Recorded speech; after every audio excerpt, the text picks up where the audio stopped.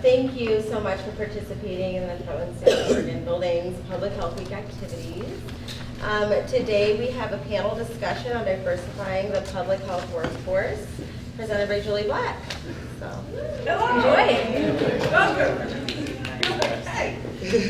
Welcome. Come in. Come in. There's a sign-in sheet in the back, and then we have a ton of handouts in the front. Why don't we just? I know. We can just get them started. Did anybody not get the handouts? I can just start them tomorrow. Here we go. Let me know when you're done with that, and we'll get you more. So part of the purpose of this conversation today, and it's really going to be a conversation, is about the public health workforce and the diversity thereof. We wanted to bring together some of the people that are and have been working on diversifying our public health workforce and let you see who those people are and what their roles in the process are. They're going to introduce themselves, they'll talk a little bit about what they do and where they come from. And we also have one of our partners from Washington County, Trisha Martell is here.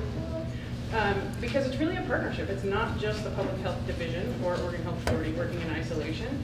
And it's not even just our current workforce. It's the applicant pool and then it's everybody before that. How do you reach the younger folks and get people interested in public health as a field in the future? So, and then you guys are also here and you guys shape the conversation and the depth and the direction of the conversation. So we'll give these guys a shot to introduce themselves and talk about the work that they're doing and some other information they can share with you. And then we're going to open it up to questions and you guys can ask questions. If there's something that you want to ask, but for whatever reason don't feel comfortable, or if we run out of time in this setting, there are cards like this one. I put them, there's like 4 sets on the back table, and it says who the question is for. You can write, it's for the whole panel, you can write a particular individual name on there, and then you can put your name, and then you put the question. And they can get back to you after this panel is complete. So without further ado, I'm going to let my amazing panelists, well first let me set the scene. Let me tell you who is here, because this is outstanding. At the very end, Wendy Morgan is with the Maternal and Child Health Equity Work Group. Then we have Tim Noe. He is with the division-wide, the Public Health Division-wide Health Equity Work Group, is how he's sitting on this panel today. Then the amazing Trisha Martell, who is the administrator of the Washington County Health Department, or Department of Health. Division, Public Health Division. Okay, thank you. They're all Something. Then we have Janice Kim from the Office of Equity and Inclusion. We have Cindy Phipps-Roman, who is with Human Resources within Oregon Health Authority, and she specifically does recruitment, and specifically to Public Health Division. Public Health and Office of Equity and Inclusion. Thank you. Yeah, me too. And last but not least, ladies and gentlemen, the amazing Denise Cracksperser, also with Human Resources, and you guys can talk a little bit more. We're going to let you guys do a little bit more deep introductions. We'll start with Wendy, who you are, and general role in workforce diversity. Great, thanks Julie. As Julie mentioned, my name is Wendy. I'm a public health educator with Maternal and Child Health, and I help lead our racial equity work in the section, and part of that focuses on workforce development and both diversifying the workforce as well as improving the cultural responsiveness of the folks that we already work with. So. Hi, Tim Noe. I'm the Center Administrator for the Center for Prevention and Health Promotion here at the Public Health Division. I'm here in the role to represent the work of the Health Equity Work Group. You may or may not know there is a division-wide Health Equity Work Group. We have a work plan and goals to address and advance health equity, and one of our objectives is workforce diversity, and so I'll be talking a little bit about the work group's role in that work.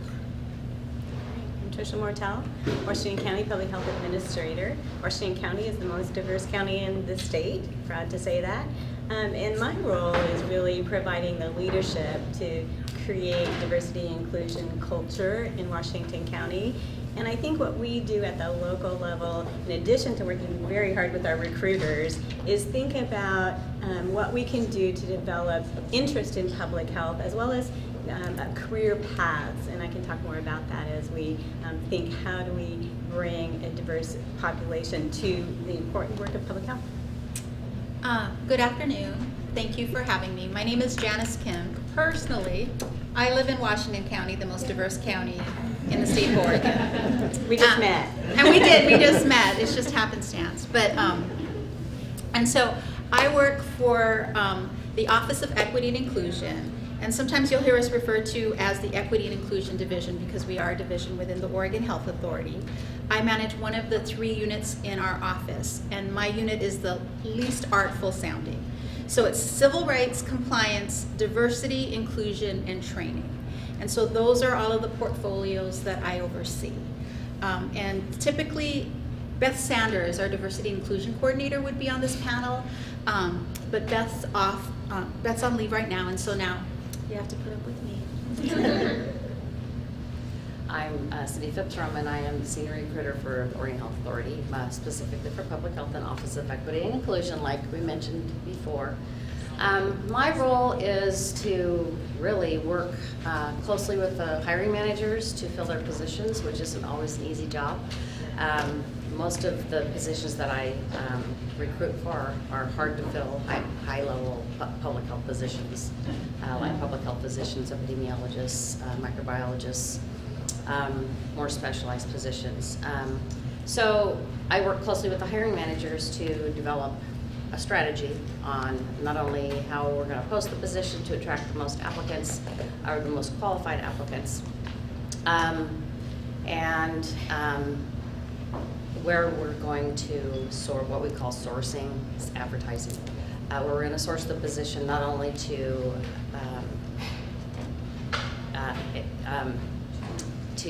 have our jobs with the highest amount of exposure to those in the public health arena, but also to people of color. So we try to, can't talk today. We try to just get the positions out there so that we can not only attract qualified, we can attract all qualified applicants. Basically, that's what I do. Good morning, I'm Denise Kratzberger. I am Public Health and Office of Equity and Inclusion Senior HR Analyst. When I first started, I was an employee management coach, which was a little negative to me. Then I became a labor management coach, which was even more negative to me because I don't want to be seen as the enemy, because I'm not the enemy. So I work with both managers and employees, trying to help each one of them understand each other, because everybody is diverse. Everybody comes from a different background. Everybody talks differently, and so I do a lot of that.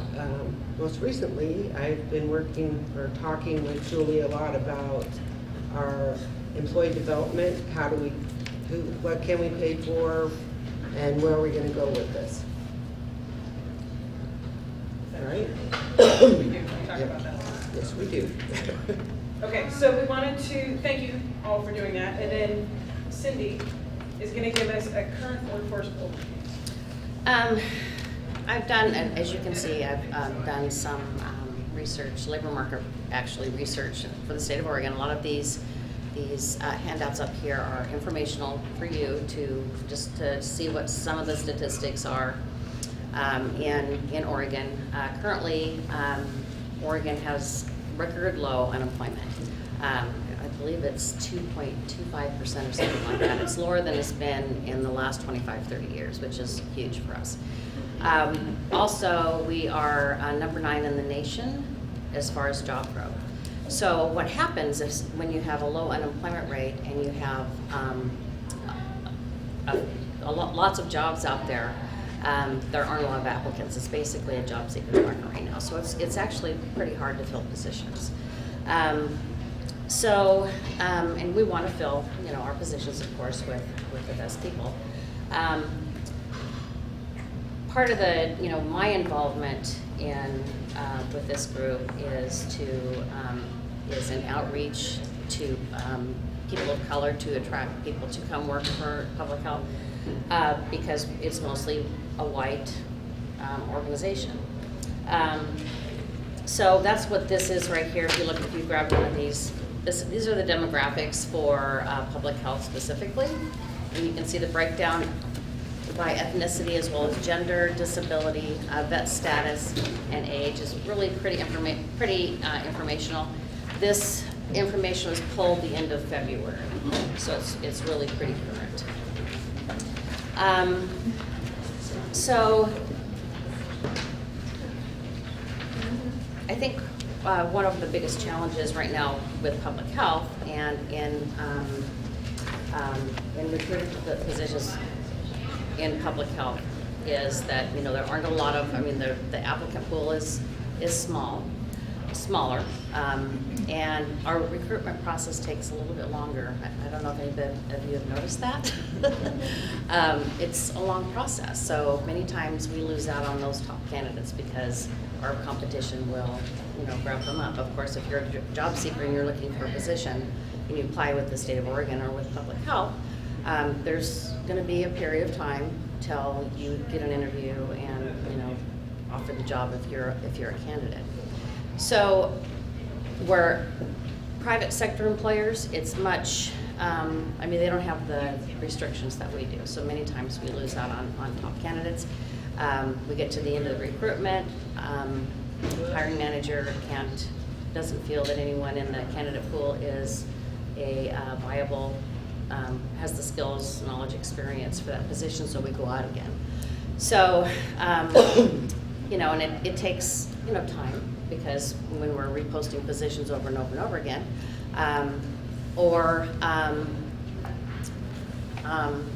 when we do get applicants, a lot of times now when they are getting job offers, they're not accepting the position. So then we have to go out and recruit for that again. So not only does the recruitment process take a long time, but also the lack of productivity in your areas. I mean, the work's not getting done, or staff is taxed with picking up the slack for that absent employee. So, yeah, and that's really, do you have anything to add? Well, so Cindy did a lot of work pulling together numbers on the sheet that she provided, and so thank you for doing that. One of the things I think a lot of you in this room are going to be able to relate to is the fact that we do collect as an agency, as the state in our divisions, a lot of data. They aren't necessarily collected in ways that are readily usable for us, where we can extract them and use that information in a way that's going to be helpful in terms of achieving our goals, our, you know, the program goals, the agency goals, the state's goals. And so one of the few data points that I can share with you, I'm happy to do that. And I'm sorry that I don't have any handouts, but if I'm happy to put the numbers and send it to Julie to disperse to people. But just kind of overall, I mean, this is census data from the end of last year, so December 2017, so a few months old, but the Oregon population, just percentage-wide, was identified at about 77% white, non-Hispanic.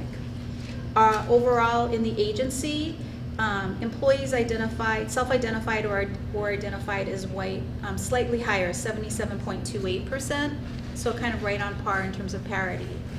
And then, interestingly,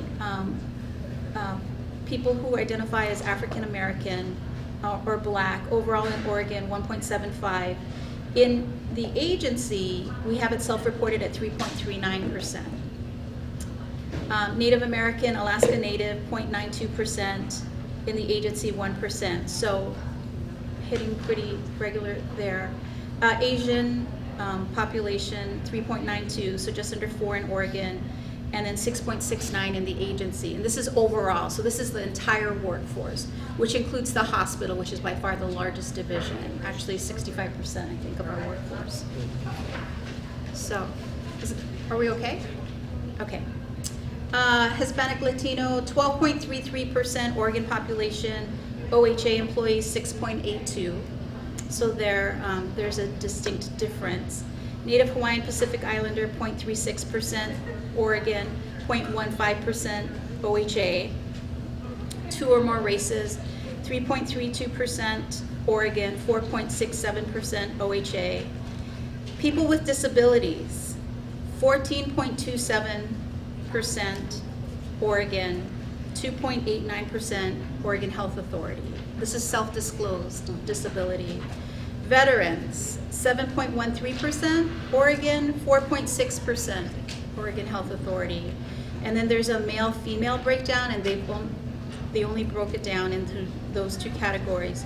Male 49.46 Oregon, 36.58 Health Authority. Female 50.54 Oregon, 63.42 Health Authority. So, just some numbers to provide context in terms of the agency overall as compared to the Oregon population. Thank you. You're welcome. So before we go into the details of the work that they each do you guys have questions about anything you've heard so far about the numbers that they just shared? Yeah. Cindy, is there a mechanism to maybe have like 25% of the applicant pool, a goal of having that be people of color? Actually, if you look at this right here, I did a report. Actually, I had to calculate every single one of these by hand, so it took a long time to gather this data.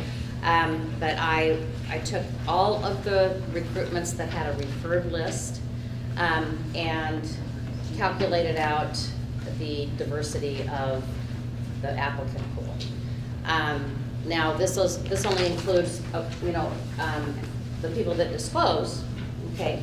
So it could be a little bit higher. So for every recruitment that we have had over the last year, from April 1st last year to April 1st of this year, these are the numbers. And they look really good. There are only a few that are like 15%. Of course, you're going to typically get higher numbers in like the more generalized positions, not as far as the specialized. But this is the data right here. It's hard to calculate out from after you get the applicant pool, like through the process. So you don't do it at every stage? No. Okay. Yeah. The NeoGov system has a report builder. I'm not sure how to get that based on how the system is set up. Hopefully, our new Workday, which is our new applicant tracking system, or our new system, personnel system, will have greater report capabilities. So, and the way I would do this is actually I would have to go into each recruitment and see, yeah. And so I'm sorry to talk again, but Come on, Janice. I know. Seriously. Shut it down. It is why you're here today. Yes. It's called a panel. Thank you, Julie. So 20% or 25%, I hear what you're saying. And so certainly the agency is working with our office, the Office of Equity and Inclusion, is working with HR, is working with hiring managers in terms of developing strategies to increase the diversity of the applicant pool. But one of the things I'm mindful of is that it's tricky, right? When you start putting goals, like must have 20% diverse candidates in order for candidate pool to progress, because that sort of has the ring of quotas and numbers, and people have very visceral reactions to that. And so we are certainly engaging in practices to help sort of, cast a broad net in terms of notifying folks about the different recruitments we have and providing information and support through the recruitment process. So applying through NeoGov, which is not intuitive and incredibly unfriendly, as I think we can all relate to. And hopefully with the new HR system, Workday, it'll be friendlier, but I don't know. And it's going to be a computer system, so, it's going to be what it is.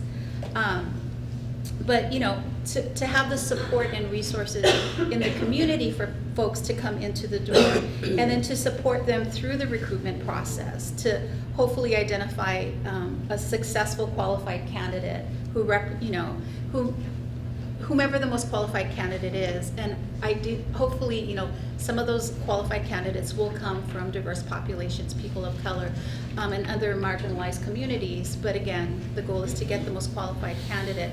And then once the person is in OHA, to help them sort of to grow in OHA, to stay in the agency, because we have a lot of separations involuntary separations and voluntary separations of employees of color. And then because people don't advance also. So, you know, I gave you the numbers generally of OHA. If you look at the PEM series, the executive management series, the numbers look very different in terms of the diversity, or more appropriately, the lack of diversity. And that's something that we can't deny. I mean, you can just see it when you see our leadership. And so we need to develop processes and systems and support to kind of increase the number of employees and be supportive of those employees who are here and who want to come here. So.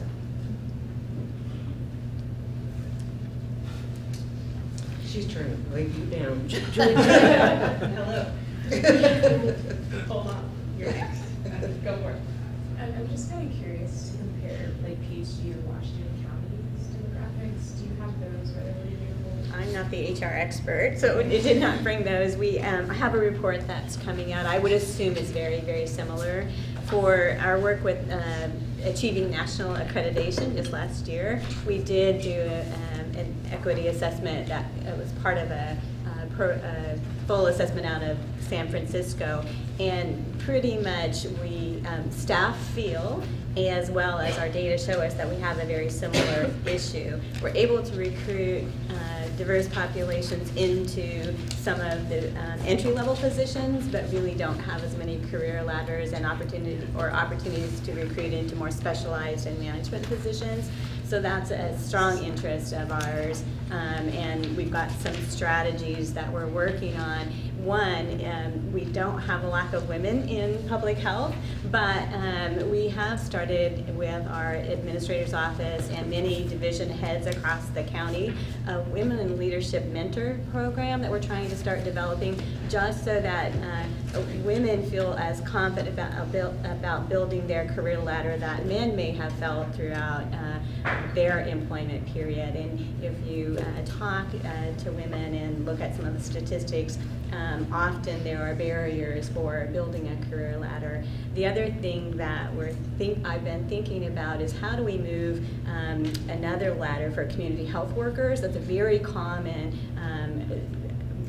workforce improvement that we've seen in public health, but it pretty well is a dead end unless people want to move on to get more education, a degree, or a specialization. So what is that next level that we could maybe put in between? We have a position called program specialist. That is one I'm looking at to say, where would that fit in the organization, in not only my division, but across health and human services.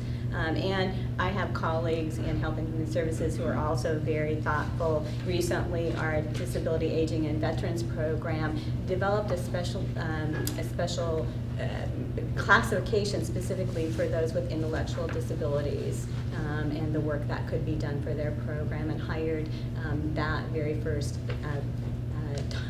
recruitment, classification, that's the word I'm looking for. So those things we're doing, but we need to keep doing more. Okay, so here's what I'm gonna do. Okay. Yes. No, go ahead. I mean, I know we need to move on to the next thing, but I did want to respond to a few comments that were made. So if there's a minute to do that before moving on to the next question. Okay. Okay. I wanted to respond to the question about having a goal for diverse applicant pools. And Janice, in hearing what you said about folks being, uncomfortable with quotas and different things like that, and we had those conversations regarding affirmative action. I'm not sure that folks being uncomfortable with quotas is a reason not to set that goal out intentionally. And so, just let me, can I just finish what I'm saying? absolutely, Thank you. absolutely. And the other piece too is racism's uncomfortable for all of us too, but we're still trying to talk about that and work through it. And I think when we're talking about our values of diversifying workforce, if we're not willing to set those goals, and maybe they might be uncomfortable, and maybe we're not going to meet them, but setting an expectation for ourselves, I think, is really important. And if we're like, we want to diversify our workforce, and without taking more than one approach to doing that, I think it's really important. And I just want to throw that out there. I don't know exactly how to do it. I don't know the best way to do it, but I think discomfort I don't think being uncomfortable is a reason not to do it. And, Wendy, thank you. And thank you for the question. Sorry, go ahead, Janice. I didn't answer that question artfully. What I will tell you is this. When it is uncomfortable, but that's not the reason we don't do it. Part of the reason is that we have to do our practices within the confines of what is permissible. And so I'm not sure a quota, a percentage is something, I mean, we would have to have input about whether or not that is in fact something we can do. Because we're a public agency and a federal contractor, and it's unclear to me, I don't know. I do know that we do, I don't know if we have a certain number that we want to hit, but we do work to increase the number of diverse candidates and the number of diverse employees we have in the agency. And then to the point about having uncomfortable conversations, that's kind of like the byline of my job, Right. is that I'm always having those uncomfortable conversations. Mine And too. I really thank you for bringing that out. And I'm sorry that I presented the information in a Yeah, way and I that don't think wasn't any of us have all accurate. the answers. I just wanted to make sure we Right, talked about and that a little so bit. we are very cognizant of staying in line with what's permissible. And Julie, good luck. And then, this so one. I defer to Julie. It's a tough one to moderate. I'm having a great time. We're not gonna take any more questions at this time, except for Julie Sequentis. And then, so hold that thought. Then, because I have a feeling that the discussion portion of this program is gonna be. It's going to be diverse, okay? So, we're gonna hit that question, and then we're gonna go back through the planned The planned agenda. information, and part of that is, because I want to make sure that everybody has the context and knows what these people come to the table with every day when they come to work and what they're doing. So I think that's important to have that context before we proceed too far into clearly a very topic of interest for everyone. Julie, what was your I question? have a really simple question. So about the data, Cindy, so the percent is the diverse pool percentage. Is that the percentage of applicants that identify as people of color? Identified as people of color, yeah. Okay. Yeah. Got it. Also, you had said something about accounting, the diverse, Washington County. Patricia. There's a report, it was from the Employment Department, Department of Labor, the second one down, that I believe addresses that. This one? Yeah, I think it's that one. This one? Yeah. Okay. If anybody didn't get one of these, I'll send these back out. So then I'm going to have the panelists go through, give us updates on the work that you're doing as it relates to workforce diversity and some of the primary goals of the work that you do. We'll start with Wendy again. We'll go through the whole panel, Sure. and then we can come back for more questions. Right. Yeah, so Maternal Child Health has been working over the last several months to draft our hiring for equity guidelines. And these are things that actually we learned a lot from our forum with HR about things that we could take into consideration within the section without standing back and being like, how come HR is not doing more, when we realized we could actually do a lot more to help that process. So from the, looking from the initial job posting, how we engage all of our staff throughout the review process, and interviewing and identifying top candidates. Right now, we're actually in the process of hiring 2 positions, a manager and an administrative assistant, and working through with these draft guidelines, we're able to kind of identify along the way like things that we thought were really great ideas that maybe aren't going to work so well, as well as big, not big, but areas of growth where we completely missed a lot of things. So as we're going through and like trying to figure out internally how we can participate in the process and take some of that pressure off of HR and Cindy in particular, to be able to like impact it where we can. And so we've been really working on that. We also look at workforce diversity as both being the hiring process and hopefully becoming more racially diverse as a section, but also looking at this great workforce that we already have and how can we support them in becoming more culturally responsive, as I mentioned.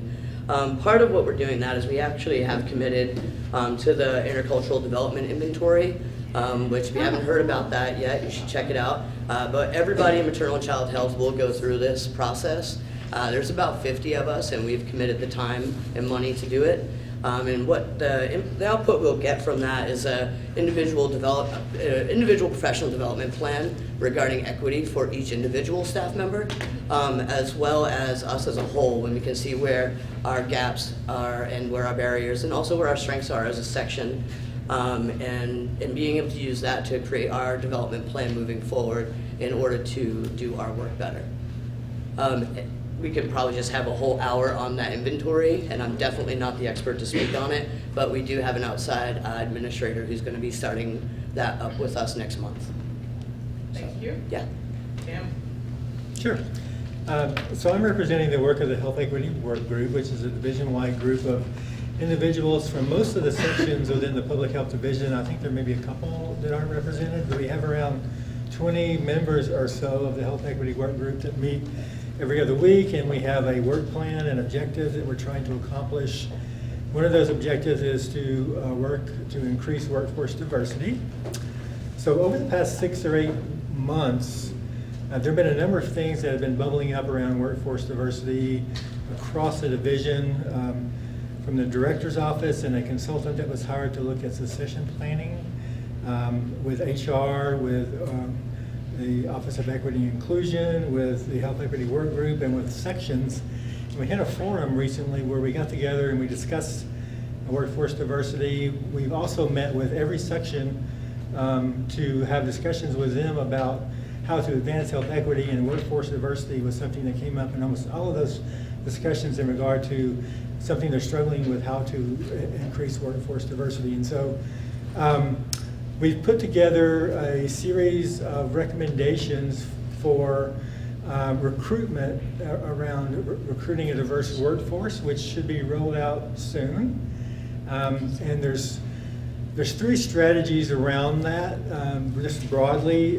First is to increase our engagement with groups and communities of color, to better inform them about our recruitments for our positions, to bundle those and to offer those as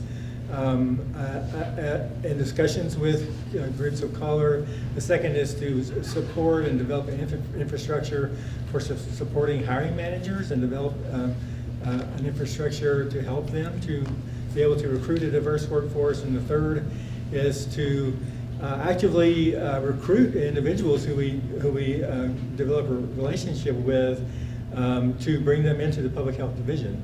And so what the Health Equity Work Group is going to be doing over the next few months is helping to support the rollout of this diversity and recruitment strategy, or strategies, and looking at how can we support the sections in their work to increase their diversity, and also hiring managers in terms of training, support, and infrastructure, and in order to better meet those recruitment goals. Now, we within the Health Equity Work Group believe that workforce diversity is much bigger than just recruitment. Once we get individuals on board, we need to retain them. We need to offer development opportunities. We need to have clear career paths, and we need to develop an organizational culture that's supportive of people of color.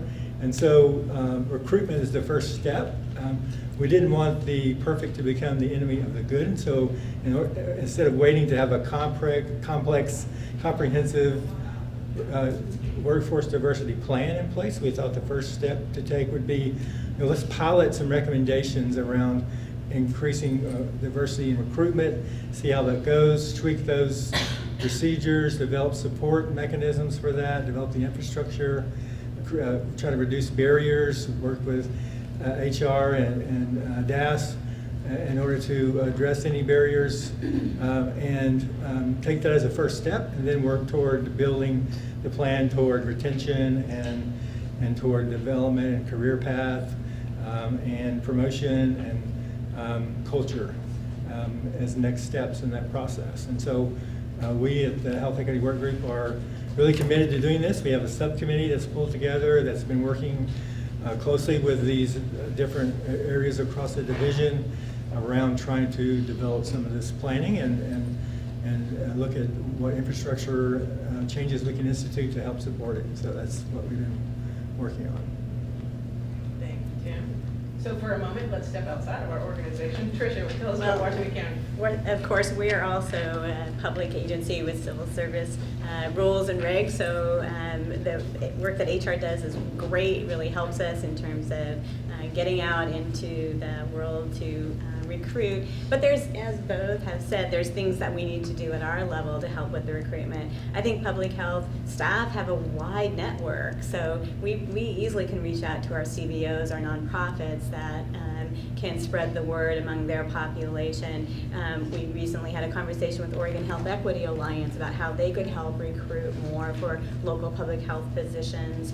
And then we need to, as I as a division manager, set the standards and work with our staff on the recruitment process. Just as mentioned, we require everyone on a panel to be aware of and train on implicit bias, so that we are ensured that we're working as hard as we can through the recruitment process to look at all components of a person in terms of what they bring to the job, not just their academic degree. We work with our HR department to look at all of the positions and make sure that there is a pathway, when appropriate, to a position that's not degreed. So is years of experience a way that someone could become that applicant. Then, of course, we do work with students within our area in terms of trying to engage them and be interested in public health. I see someone here who came to public health through that in the past, being a student and being really interested in public health, and here she is. So I think that's great. We work with our high school students. I just met with Pacific University the other day, and that it's a liberal arts public health program, so they know that not everybody is going to go into public health, but there's they're infused with some information about public health. Maybe they're going to start down a career of some other health ally and come back to public health through another degree, so that's important. And I talked a little bit already about how do we create more opportunities, more different positions, more paths. And I think recruitment, retention, really, really important. Our HHS director is leading the way in the county in terms of retention activity. We are looking as hard as we can about alternative schedules. Can we provide schedules that help individuals that need better work-life balance? They have children at home, they have pressures and need the opportunity to work a different schedule. What can we do to really make sure that we're a good place to not only come to work, but stay to work? And so I think there's all kinds of levels of activity that we need to do to diversify the workforce, and it will take all of us together to continue that path. Thank you so much. Thanks. So, so what OEI is doing, it's a lot, so let me see if I can organize it in a way that makes sense. So on the ground level, we're partnering with HR and with hiring managers, and what we want to have happen is sort of to have a conversation very early on when you're planning to do a recruitment, so that you plan the recruitment in a way that is inclusive and broadcast widely. And so, you know, identifying listservs, especially listservs, for example, are places where you can advertise certain positions and things, and having that conversation early, as opposed to, this is the job, it's ready to go live, tell me where to send it so that I can get diverse candidates to apply, to kind of build that in to the position description, to think about it in terms of what that looks like in the recruitment process, so that you're mindful of it throughout the process. One of the other things we're doing is we're building up resources just generally for people to know, like, these are some ideas of organizations you can go to in terms of advertising or getting help. Yeah, and you know, just general organizations where you can advertise different positions, or you can have information sessions with people who are interested in working for the agency or doing different things. And then on a larger scale, sort of developing processes and systems to be supportive, to both bring in more diverse candidates, and then to be supportive of all employees when they're already in the system. And so to Tricia's point, I think one really good way to diversify your workforce is if you have sort of an entry point for students, for volunteers, for people to have job experience, job shadowing with an agency to know what it's like.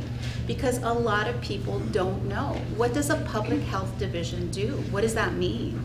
You know, or what does the Oregon Health Authority do? Maybe they understand the Oregon Health Plan, but not all of the other things that we do in this agency. And so it's a way to kind of, you know, educate the community about what happens in here. And yes, there probably is a way that you can contribute and bring your skill set and your lived experience and your learned experience and do a good job here. But we don't currently have any kind of sustained systemic way to have those people come in. And so working with, you know, volunteer services, which although public health has a pretty robust program, that's public health. And unfortunately, you know, it can't sustain the entire agency. The rest of the agency has to rely on the shared services for volunteer services with DHS. And it's big DHS and really little OHA. And so, you know, kind of trying to build momentum and some mass there so that we can actually do that work and have that entryway into the agency. And then just kind of working with what we have, because we do have some really skilled, gifted individuals, really passionate folks, many of whom work in public health. A lot of, for example, the three employee resource groups, and employee resource group program is something that OEI oversees. But we have Healthy Families, Differently Abled Workers Network, DAWN, and then the People of Color ERG. And as it happens, the leaders for all three of those ERGs are in public health. And, you know, and that happens for a reason. But there we have this core group of employees who are passionate about, you know, certain issues, and that can sort of support each other, work with OEI, work with agency leadership, and help us do better and identify the places that we're doing really poorly in. And there are a number of places that we're not doing the best job. So, I mean, things are happening at all different levels, and I get the frustration and, you know, that we could be doing more and we could be doing better. And if you were in my office with the door closed, you would hear me with colorful language express that sometimes. But then, as my calming director, you know, we do this in a way that's mindful, that's inclusive, that's strategic, and that will have long-term effect. And so that is what we are doing. And if any of you have any ideas or want to talk, let's do that and see what we can come up with. Feel free to put any of your ideas on one of these cards that we have located in the back or the front of the room at any time. Okay, thank you. Was that all you had to say? For now, I'll reserve some time. No, yeah. Thank you. Thanks. I want to address some of the comments that Tim made, and just some of the comments that I've heard over the last few months about recruitment and recruitment's role in increasing diversity. And I get that a lot of people, their belief is that the increasing diversity, the bulk of that chore or task falls on recruitment. If you look at the numbers here, you see how diverse our applicant pools are. So it's not that we're lacking diverse applicants. I agree with, I think it's great to do outreach. I think it's great to develop personal relationships with agencies and, you know, to be able to work together to, you know, identify people that may be qualified for our jobs. And not that I'm against this at all, but, you know, I work 50 to 60 hours a week right now. And I cannot put one more thing on my plate. If I do, you know, I'm working with managers and we're doing the recruitment plan, we're doing the draft, we're trying to get it out, and then I spend time with the advertising, which takes, the advertising really takes the bulk of the time. So as I'm going through these recruitments, I have recruitments that are backed up, right? So a manager's calling me, when's my recruitment gonna be open? When's my recruitment gonna be open? There's only one of me. And I am responsible for all of the recruitments for public health, and it's a lot of work. I can't work a 40-hour a week, work week, because I wouldn't get hardly, I wouldn't get, I don't know if I'd even get 50%, I mean, I'm behind now. So I think with the, I really believe it's not just with recruitment, because I can only do so much. I can only do what I can do, and that's to get the jobs out there, get them exposed. I can't spend 2 or 3 days with one job. I can't spend a whole day out in the community interacting with, I don't have that. I don't have the luxury of that. I don't have that time. And to Cindy's point, so that's where the collaboration comes in, and it is kind of a tripod. It's HR, it's OEI is there, and then the hiring manager and the workforce. And so really, HR knows how to do the recruitment and all the stuff with NeoGov. OEI can consult and confer as requested or wanted, but the hiring manager and the work team really know, you know what the job is, you know what you're looking for, and then you all are doing the work, and so are there specialty organizations? Like when I recruit for a civil rights investigator, I'll post to the Oregon Minority Lawyers Association, the Oregon Women Lawyers Service, the specialty bars. I mean, there's a bunch of places I'll do to do that outreach to make sure that it goes out to a variety of places. I don't rely on Cindy doing that because I know where those folks are. And so your hiring managers hopefully know. If they don't, please learn or get that information to them. And then the workforce knows, right? You all are really active and passionate. You have contacts, and so we can build the information so that that can be shared so that everybody is responsible for a certain piece, because there is no way that HR can do everything to increase the recruitment, diversity of recruitment. And there is no way, as much as we would want, that OEI can do it. We have 23 people. And so it has to be all of us. And so, again, ideas, suggestions, please share those. So, Cindy, I want to give you a chance to go back and talk about what you are doing. Okay. What I hear from hiring managers is that you are extremely responsive to requests. I am. I've seen lists of places that you are advertising our positions to, and it's like a royal scroll of places, and I know that there's a lot of work going out there. So I thought if you tell people what you do to help with the hiring process. Well, get the requisition, work with the hiring managers to make sure that the position description is where it's supposed to be, and determine whether it's at the classification at where they want to recruit at. An OPA 2 isn't actually an OPA 3 or an OPA 1. So I have to do that. I have to analyze the position description and ensure that it's at that classification, and that the majority of the duties on that position description are at that classification. Sometimes you get a PD where less than 50% are, say, at the OPA 2 level. It wouldn't make it an OPA 2. So then I would refer that to classification, and they would determine whether my analysis was correct or not. If it wasn't, or if it is correct, then it has to go through the classification process. So I review the PDs. I make sure that all the information is correct. The representation of LSA. I make sure the grammar is and the formatting is correct, because it's it needs to be correct. There are certain places where information goes. If the information is in the incorrect place, I move it to where it's supposed to be. Once I review the position description, I shoot it off to the manager, and most of the time they accept the changes and we attach it to the requisition, and away we go. So the next step is to work with the hiring manager.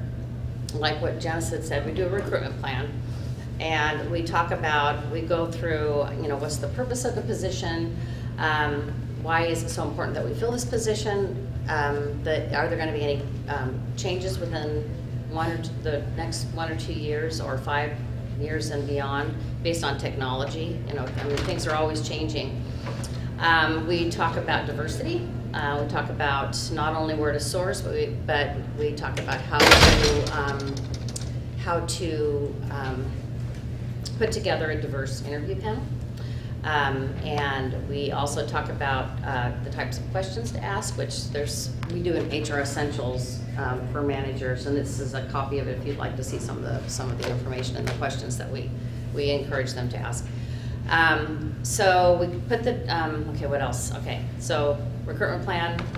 So most of the places I source are places that I find myself. Most hiring managers, they have 3 or 4 organizations that, like the American Public Health Association, the Council of State and Territorial Epidemiologists. I mean, they have specific organizational or associations that they want the position posted on, which makes sense. They're the subject matter expert, and they know where to find those applicants, the best qualified applicants. So anything other than what the hiring manager gives me, I research on my own.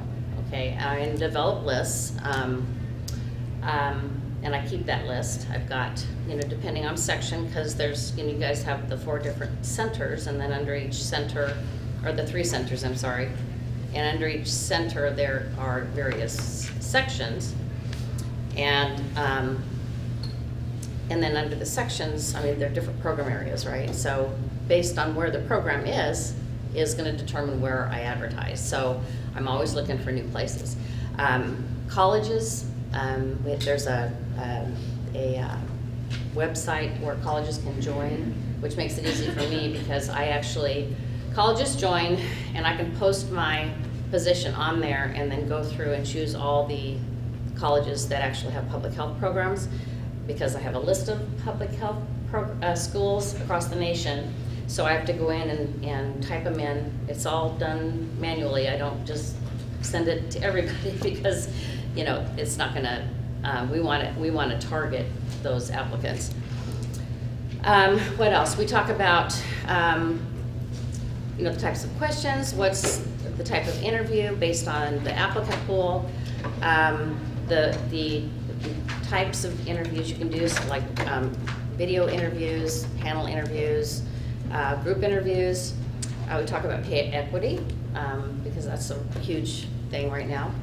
Then after we're basically finished with the recruitment plan, I create the draft, shoot it back off to, based on the corrected position description, I shoot that back off to the hiring manager, and they make suggestions or accept, you know, my changes or add their own or whatever. And because they're the subject matter expert, I basically rely on them for, you know, the specific information. And then once it's posted for 2 weeks, and after the position expires, then we grade the applicants and we forward the lists to the hiring manager. And so from my experience, Cindy does a lot of, you know, the technical pieces and making sure that everything is formatted correctly and processed correctly for NeoGov, because it's very persnickety. But then also sort of the one-on-one conferral with potential applicants. If they need an accommodation, if they have questions about a certain requirement in the recruitment, she'll connect the applicant with the person to get the answer. And so oftentimes those individuals, you know, they're veterans, they're people with disabilities, they're people who might be limited English proficient, or where English is not their preferred or primary language. And so she not only services the agency, but she services everyone else who may come in as a potential candidate. And so there's a lot that Cindy does and HR does to support this process that may not be visible to mere mortal. I think part of it is, I think most employees don't realize how much goes into every recruitment. But I'm the first person anybody calls if there's an issue with anything HR related. You know, anything with NeoGov, I'm the person they call. My name and phone number is in every recruitment, and I do a ton of career development with applicants, both internal and external. Meet with them. A lot of it's done over the phone. So Also training, also do the HR essentials training. We try to do, I don't do it once a month. I do it like once every 3 months, which I would be happy to come and do this for managers here, just for public health. What else do I do? I do a lot. I think that's a good summary. Okay. Are you okay? Yeah. Okay. Yeah. I just want to point out, did you read this 5 minutes each on the topic? Get It's out 30 here, minutes. please. All right. Did you have anything that you wanted to add? I do. First I want to tell you about me, okay? I am a military veteran of 34 years. I also am Native American. I am a member of the Confederated Tribes of Siletz Indians. Yes, we own a casino, and no, we don't make a lot of money. And I'm female. I had to fight my way up in the military because it was a man's world. And if I could do it, I believe anybody could do it. And I'm here to help you. I'm currently working with a couple people on their application process, how they answer those questions, sitting down with hiring managers and those individuals and talking through what those hiring managers were looking for so they have a better understanding. Working with Julie on different things. What can we, like I said earlier, what can we pay for? What are our employees looking for? Where do they want to go? And how do we get them there? How do we pay for certain things? Or is there outside organizations that can help us? We talked about colleges coming in. They know more than I do about different scholarships, different ways of having those things paid for. So that's what I do. I think too, I've heard this from a lot of managers that that it's not common knowledge that staff just OHAY, that HR is here to help them with their applications. I hate not passing someone that's an internal employee. I absolutely hate it. And because with the people that I've worked with, I really encourage them, to apply, go ahead and apply. Let me go in and look at the application. Typically, I'll copy and paste the work history. I'll format it and reword it the way it actually should be, so it's addressing both the minimum qualifications and the desired attributes on that job announcement.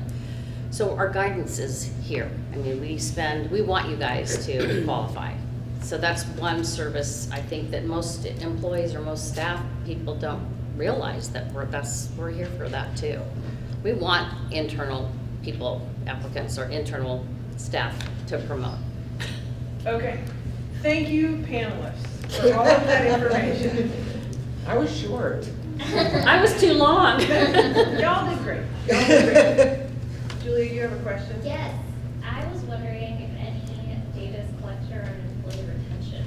Yeah, that'd be interesting. I mean, I know you guys you work on the recruitment side, but is there anything around employee retention? We could get it. There's It's data available out within there. the system.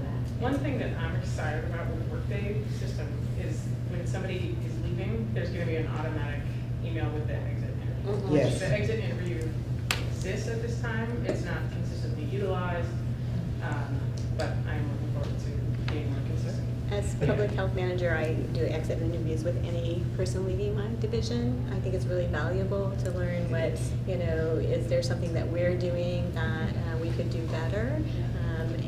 And I think the other piece, as mentioned here, is trying to find more resources for training. So we recently, in Washington County Public Health Division, put together a small pot of money that people could apply for more training resources than they already get. Particularly, we hear that people want to start training in management before they can even get their foot in the door. So how do we get people into the Public Health Management Institute and Leadership Institutes, and those kinds of institutes?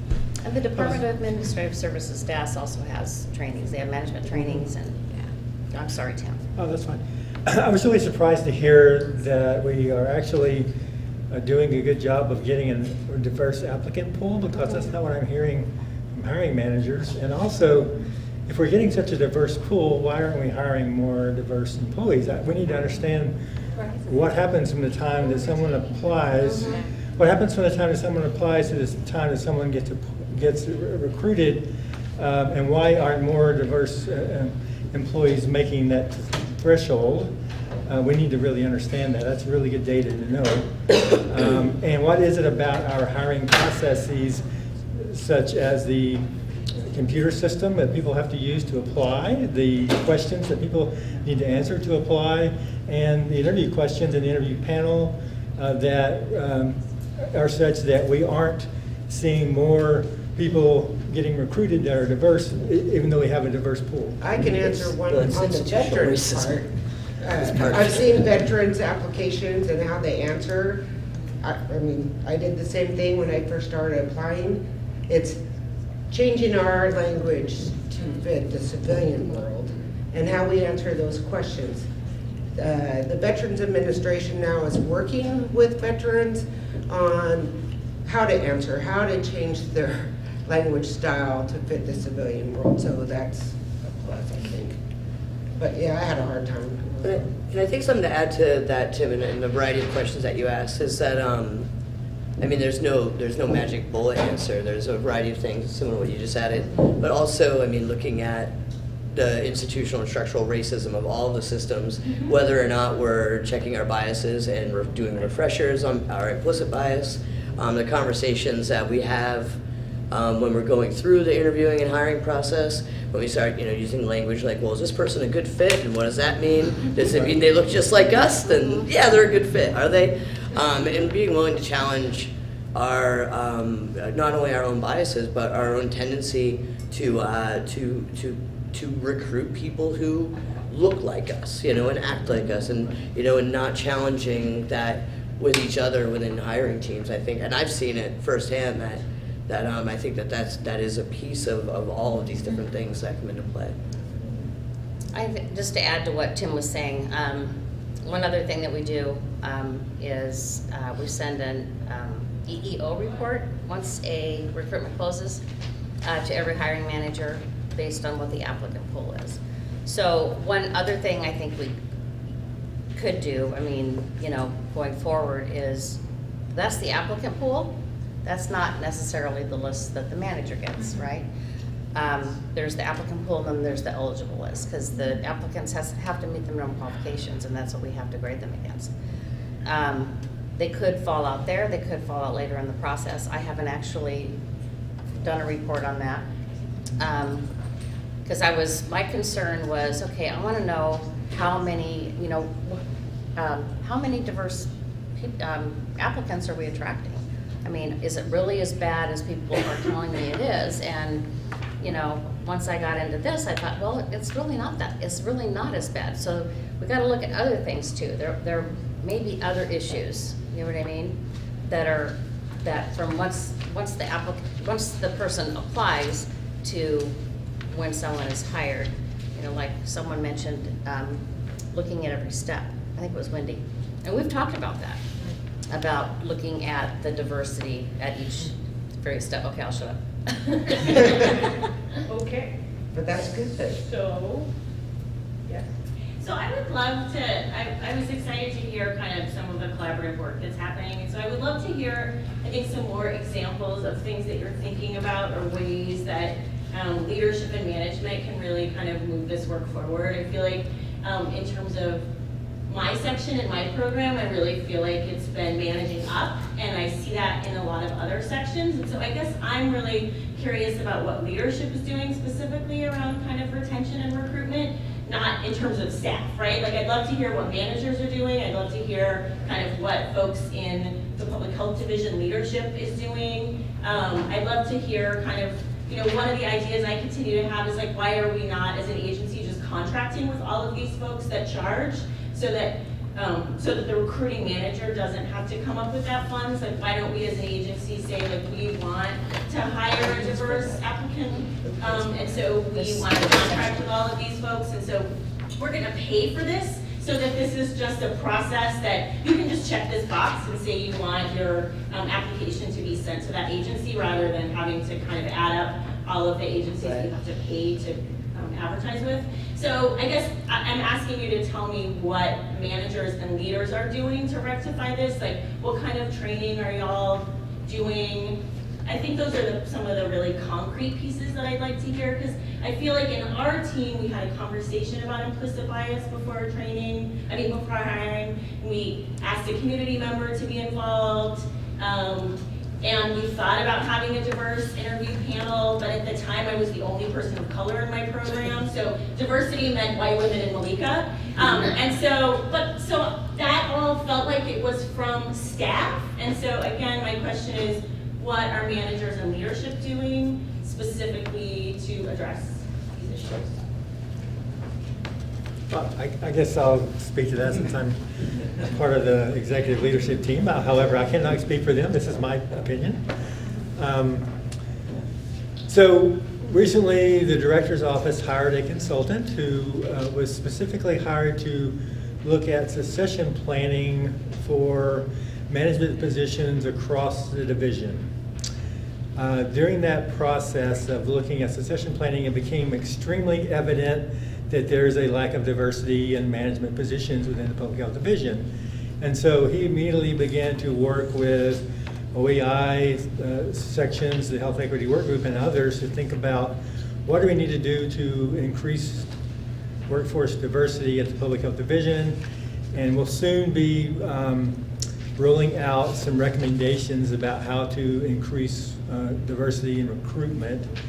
We, as a Health Equity Work Group, will be supporting those recommendations by trying to work with hiring managers around issues of implicit bias, around developing interview panels, around a number of things we think are important to support them with their hiring processes. I personally think that's just one step toward creating a diverse workforce. I think the next step is we need people of color in leadership positions at the public health division in order to reflect a culture that is supportive of people of color working here.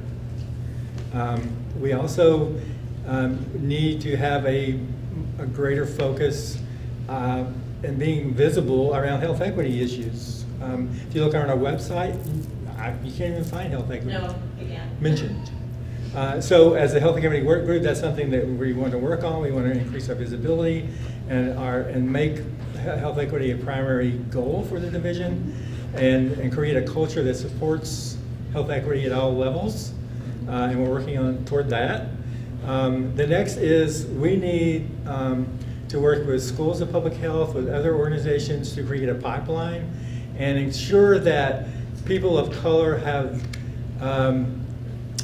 the necessary training in order to get hired first, and also that our application process is such that those skills come forward and we can understand how an individual would be eligible to apply for this position and be qualified.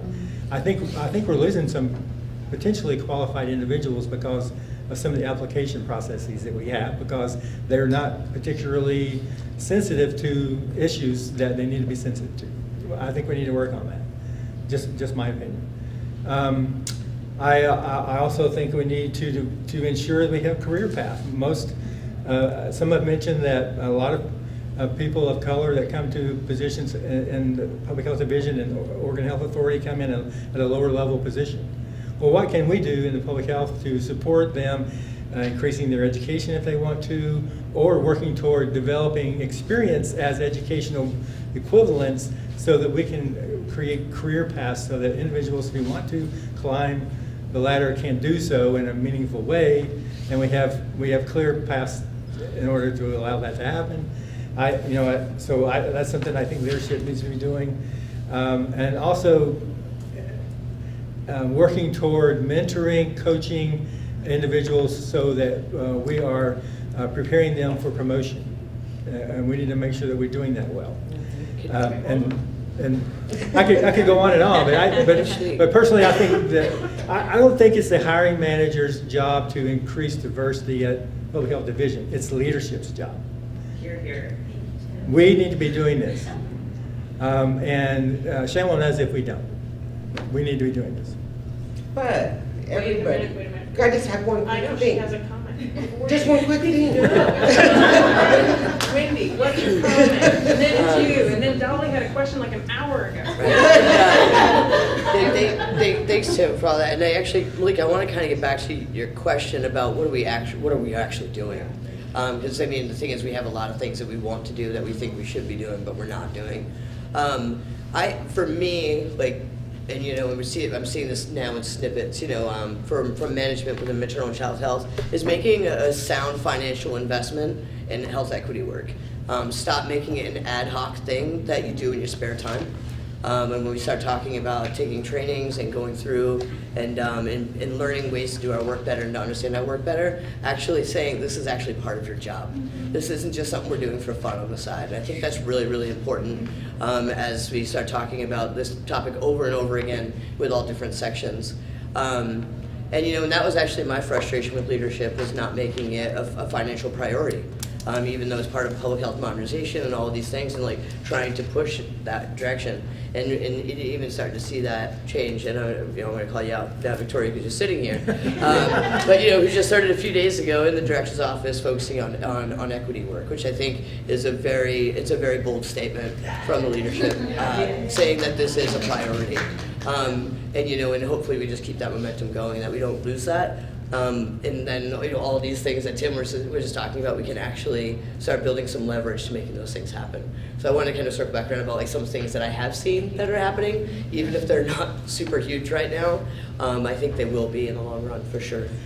All right. Yeah, I'm gonna go to Denise, but I'm interjecting even as the moderator. I have noticed a trend in public health. You said I was after her. I know, you were, and I'm cutting in line. I might forget. I'll buy you a copy later. I have a coupon.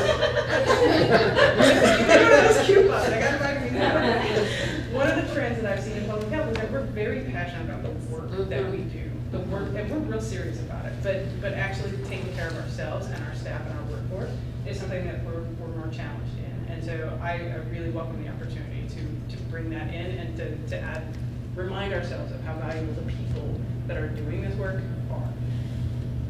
Denise. Oh, my turn. It is your turn. Okay, so I just wanted to say, it's not just leadership's job.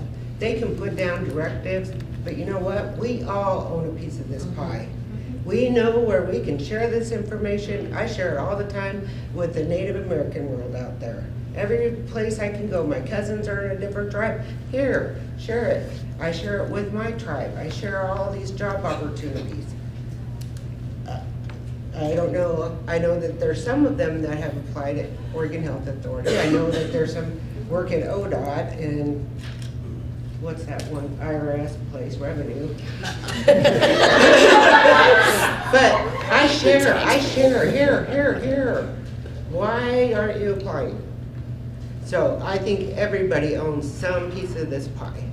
Now, Okay. I send Wait, all. You can't be I've got to go to Dolly. Okay. Okay, I'll be fast. I just wanted to You say, don't have to be actually, fast. Cindy, you were, why I was hired. I was hired pretty recently, and you all were asking, why, what's the, whatever. And Adrian just got hired too, so we can just maybe like give you some insight. I applied in October. I wasn't called for an interview until February. Yeah. That's why you're losing out on I highly totally qualified agree. people of color, because quite frankly, I was gonna take the first job that whoever offered it to me, because I needed a job. Right, I So totally that is a understand. barrier for people of color, but also, I applied, I forgot to attach my transcripts, and I was like, ah! And you were like, no, you have enough work experience, you don't have to submit your transcripts, but to your point, it was me picking up the phone, calling HR, then I had problems with the video, called you yeah, that's again. terrible. What's But your name? I'm Dolly. Okay. You single-handedly helped me troubleshoot that, and so Right. Tim, you need to give her more staff, because she should have been doing that. I wish I had that authority. I would give her 5 staff right Well, and now. I'm gonna be a smart ass about it because I did your job before I came here. So I know, and It's you not shouldn't be easy. doing that. You should not be doing that by yourself, especially if you want good diversity outcomes. Sorry, you gotta staff your office. Yeah. That's my Not soapbox. work for 10 minutes. Thank Okay, you, Dolly. sorry. But Tim can make some noise about it though. It's on the video. It's recorded. Can I just add one really quick, Okay. first, okay. I send all the recruitments to Jonathan Modai and Communications. That's your opportunity to share those postings because he sends them out public health wide. Okay, you all get those. So please share them with Share. your groups. Yeah. Julia, would you like to say something? Yes.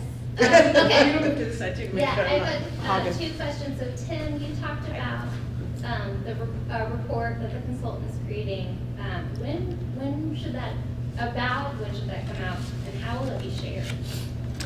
I think it should be coming out soon.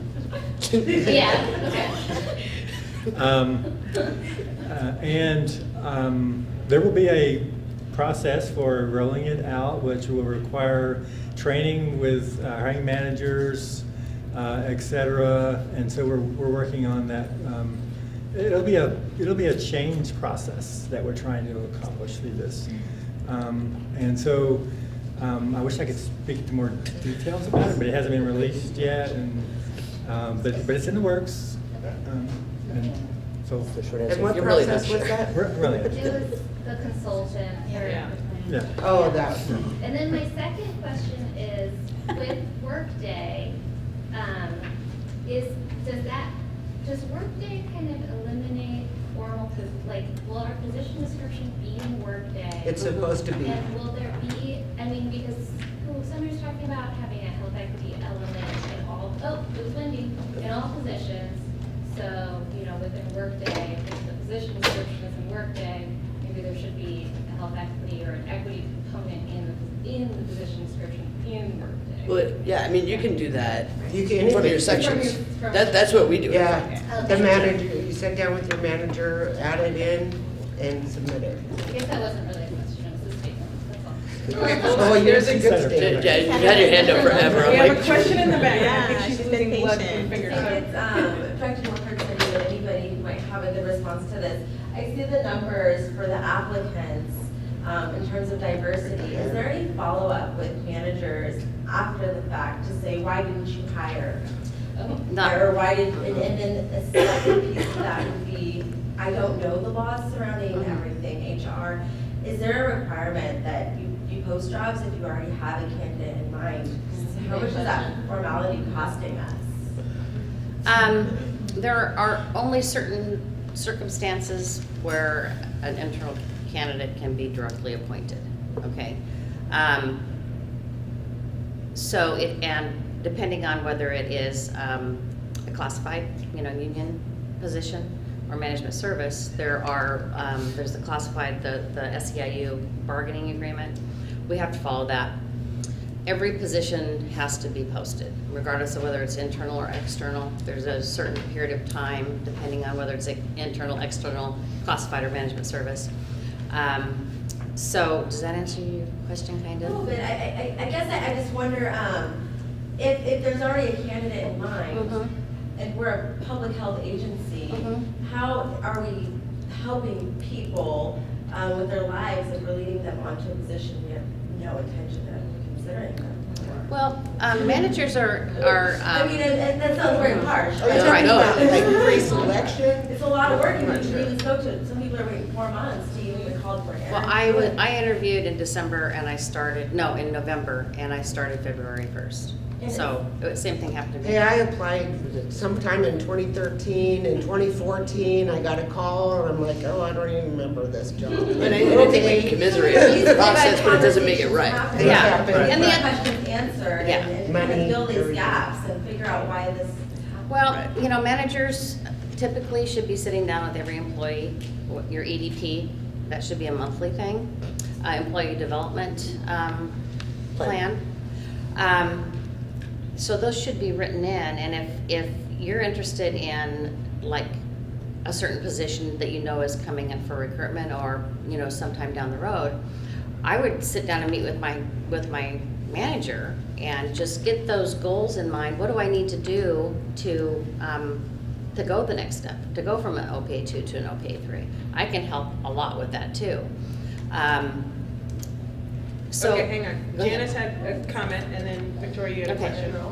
So I'm going to do this really fast. Concrete things that the agency leadership is doing. So Pat Allen has asked HR to look into setting up a process whereby applicant names are removed from from the application. Redacting. Redacting that information so that any sort of implicit unconscious bias piece that might be in terms of the initial screening at least is removed.